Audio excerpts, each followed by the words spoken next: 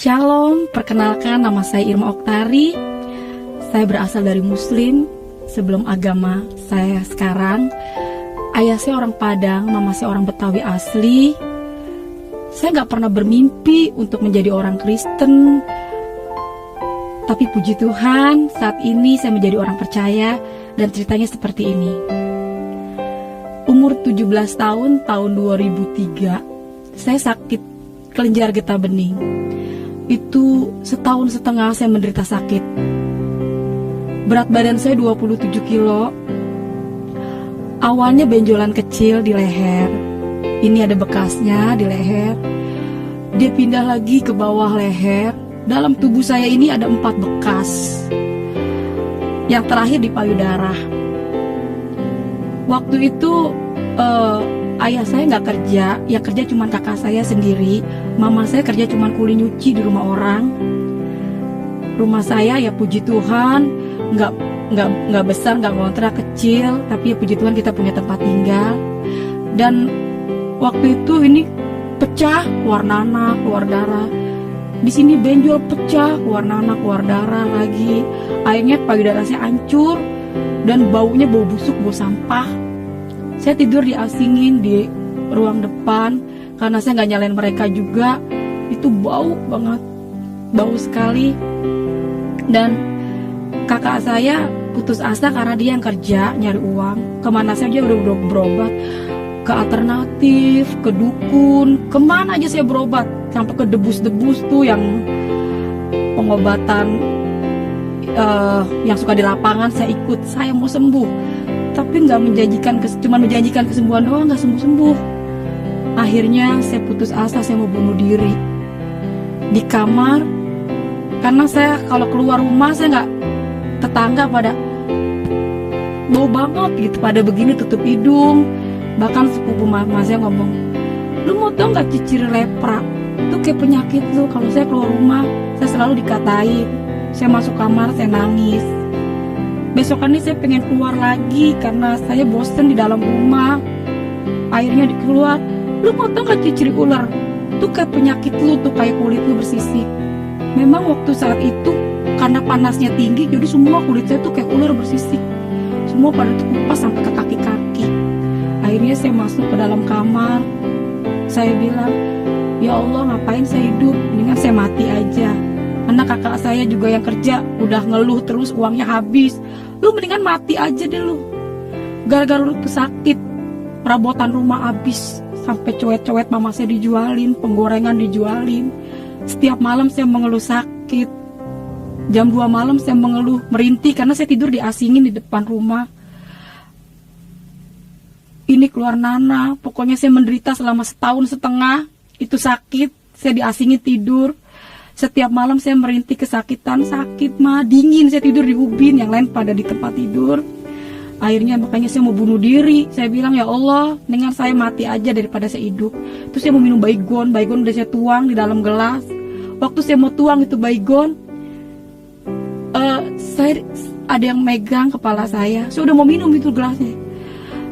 Ada yang ngebelai rambut saya dan saya dengar suara di telinga saya, aku mengasihimu. Saya langsung merinding, badan saya lihat ke belakang tapi nggak ada orangnya. Dan di saat itu saya pikir setan karena nggak ada orangnya. Terus saya dengar suara, saya keluar rumah. Saya bilang, saya teriak, mak, di dalam ada setan, mak. Di dalam ada setan, di rumah kita ada setan. Diam lu, ada orang pindahan. Ada setan, mak, di rumah kita. Tadi rumah dipegang, mak, ada dengar suara. Diam, ada orang pindahan. Kenapa saya bilang itu Tuhan Yesus? Puji Tuhan. Makanya saya bilang saya bangga banget punya Tuhan Yesus. Mau bilang, emang siapa yang pindah, mak? Itu orang Batak, katanya gitu kan. Akhirnya pindahlah orang dari Kalimantan, lu, bukan dari Bekasi. Saya tinggal di Bekasi, tapi yang pindah di samping rumah saya ini itu bukan dari Bekasi, bukan dari Jakarta, dia dari Kalimantan, pindah dari Kalimantan. Akhirnya dia pindah. 2 hari dia dengar saya nangis merintih tiap malam, kan kita satu wongan. Saya juga bingung, setiap orang yang ngontrak di situ itu orang kesurupan, katanya rumahnya rumah angker samping rumah saya. Setiap ngontrak di situ ada yang kesurupan lah, apa, makanya kok orang Batak pindah di samping rumah saya. Dan saya percaya itu semua karena Tuhan yang bekerja supaya saya mengenal dia secara pribadi. Akhirnya dia malam dengar saya merintih nangis, pagi-pagi dia keluar rumah. ngomong sama mama saya, "Ibu, setiap malam saya dengar perempuan nangis." "Siapa ya, Bu?" "Itu tuh Neng, anak ibu udah dibawa kemana aja gak sembuh-sembuh. Boleh gak saya lihat?" Nah, saya lagi duduk di dalam rumah. Posisi saya lagi duduk, dia masuk ke pintu belakang. Dia langsung teriak di situ, "Tuhan Yesus luar biasa." Aduh, saya dengar nama Tuhan Yesus. Kalau boleh jujur, walaupun saya nggak sholat 5 waktu, tapi karena dari kecil saya diajarin agama Islam itu penyempurnaan, agama Islam itu terakhir. Jadi saya dengar nama Tuhan Yesus itu bagi saya kayaknya, waduh, ini orang bawa nama Yesus. Dia duduk di samping saya, dia bilang, "Perkenalkan, nama saya Mama Hana." Dia cerita kalau saya pindah dari Kalimantan, saya ini orang Kristen. Sebelum saya pindah ke rumah ini, saya berdoa supaya saya dikasih tempat tinggal sama Tuhan Yesus. Dan sebelum saya pindah ke rumah ini, saya dapat mimpi ada perempuan di dalam lumpur, katanya. Tangannya, tolong, tolong. Orang banyak yang lewat di dalam lumpur itu, perempuan ini. Tapi orang gak ada yang pada nolongin. Nah, kakak ini nolongin perempuan di dalam lumpur itu. Pakai kayu, naik, perempuan ini dimandiin, katanya jadi bersih. Makanya tadi dia teriak, "Tuhan Yesus luar biasa." Dia bilang mukanya sama kayak saya yang dimandiin di dalam lumpur itu. Jadi dia yakin banget kalau saya ini pasti sembuh. Nah, saya bilang ini orang-orang gila di hati saya. "Percaya deh Irma, kamu pasti sembuh." Di hati saya ini orang-orang gila, karena saya udah kemana aja gak sembuh-sembuh. Saya udah kemana aja, ke dukun, kemana aja tuh pakai namanya obat-obatan, sampai maaf kata kasar ini, kotoran air kecil itu saya minum, saking mau sembuh kagak sembuh-sembuh. Akhirnya dia bilang, "Tuhan Yesus sayang sama kamu, kakak pindah ke sini gak kebetulan." Dia bilang gitu kan. Dia pulang ambil minyak, terus ngomong begini, "Ini minyak biasa, tapi nama Yesusnya yang luar biasa." Nah, itu mama saya bisik-bisik sama saya, "Itu jangan-jangan minyak babi kali itu, Ir, karena kan orang Batak suka makan babi." Jadi akhirnya saya tetap kekeh. Oh, mau, dalam hati saya, maaf, saya nggak mau. Mendingan saya mati daripada pakai minyak itu di hati saya, tapi nggak ngomong langsung depan orangnya. "Ini minyak biasa.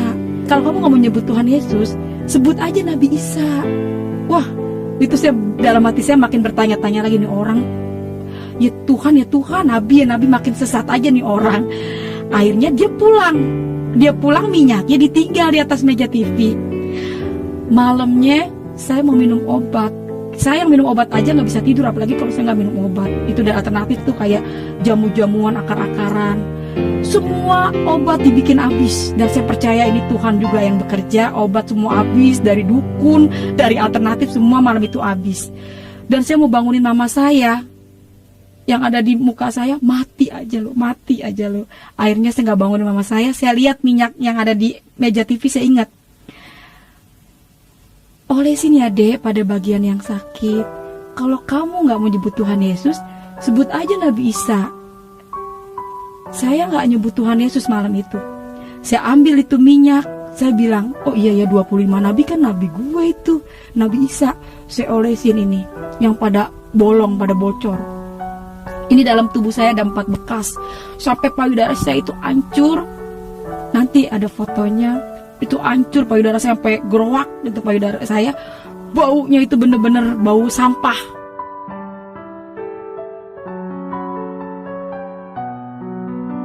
Saya olesi, Nabi Isa, sembuhkan saya, Nabi Isa, sembuhkan saya. Itu saya malam tidur kayak orang diselimutin, kayak saya tidur antara mimpi tapi nyata. Saya tidur ke tempat-tempat orang-orang kaya yang empuk selama 1,5 tahun. Duh, kalau saya ingat-ingat ke situ, saya jadi sedih. Kalau saya ingat-ingat kejadian itu, selama 1,5 tahun saya sakit menderita. Tiap jam 2 malam saya kedinginan, mengeluh, "Ma, sakit, Ma. Ma, dingin, Ma." Dan malam itu, setelah saya pakai minyak, yang dibilang minyak urapan, saya olesin, saya panggil Nabi Isa, sembuhkan saya. Saya merasakan kayaknya Saya baru nemuin obat yang mujarab dibandingin obat-obat yang saya pernah minum, saya pernah pakai.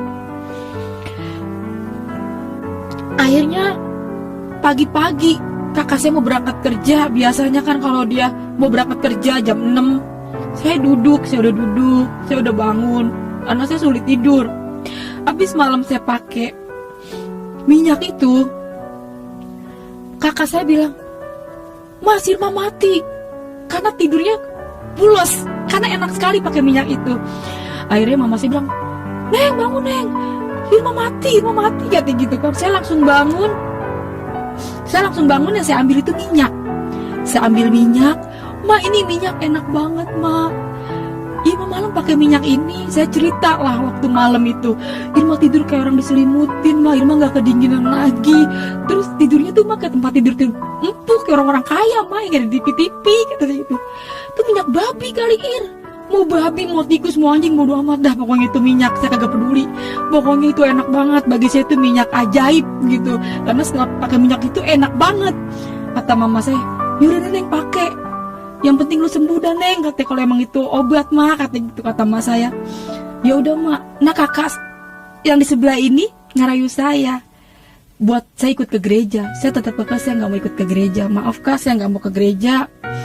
Kekeh, saya tetap kekeh sama prinsip saya, mendingan saya mati, saya nggak mau ke gereja. Tapi puji Tuhan, hikmat yang luar biasa ya datangnya dari Tuhan Yesus. Dia ngajak saya, ngerayunya begini, "Kita jalan-jalan yuk ke mall." Waduh, yang saya tahu mall itu tempat orang belanja. Ya, saya nggak tahu kalau di dalam di mall itu ada gereja. Yang saya tahu tuh gereja itu atasnya tuh kayak di Rawamangun kan, ada gereja HKBP tuh, ada salibnya di atas. Ya, terus saya ngomong, "Emang kakak nggak malu ya Kak bawa saya ke mall? Saya nih bau Kak, saya bau busuk, saya jelek Kak." Nah, kakak ini depan orang yang ngatain saya lepra, ngatain saya ular.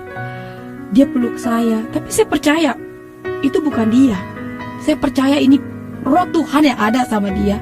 Secara manusia, mama saya melahirkan saya aja nggak mau deket-deket saya karena badan saya bau busuk. Saya percaya di saat itu, yakin banget itu roh Tuhan yang ada sama dia. Ya, kalau bisa dibayangin ini nanah.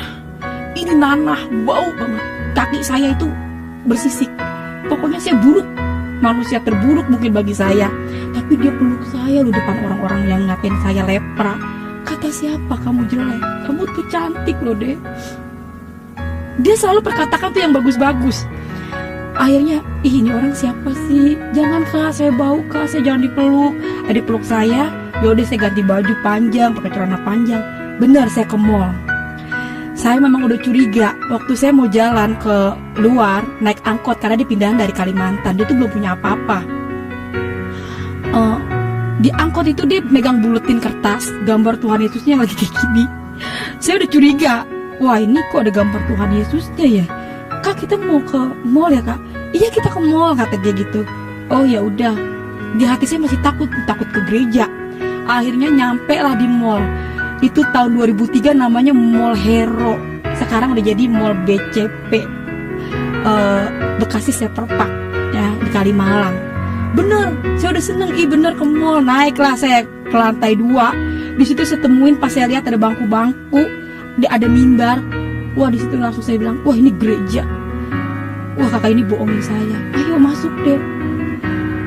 Aduh, saya pegang kantong saya, nggak megang uang sama sekali. Tuhan Yesus itu luar biasa, dahsyat banget. Pokoknya kalau dia udah buka, nggak ada satu manusia pun dapat nutup, termasuk hati saya. Ya, saya udah nggak mau, dengan saya mati ikut Yesus, kagak mau.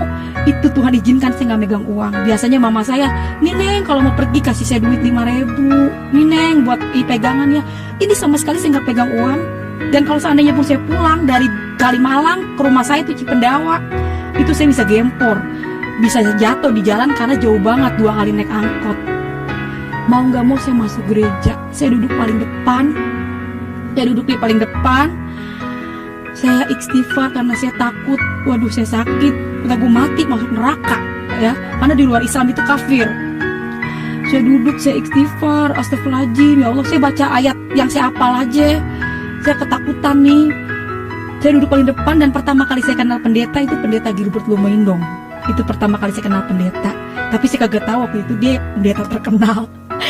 Akhirnya dia sound itu depan muka saya, walaupun saya baca-baca ayat yang saya hafal, baca ayat Al-Fatihah, Kulhu, tetap gedean sound yang ada di depan saya ini. Saya baca astagfirullahaladzim, astagfirullahaladzim. Terus dia bilang, Tuhan Yesus dekat kepada orang yang hancur hatinya.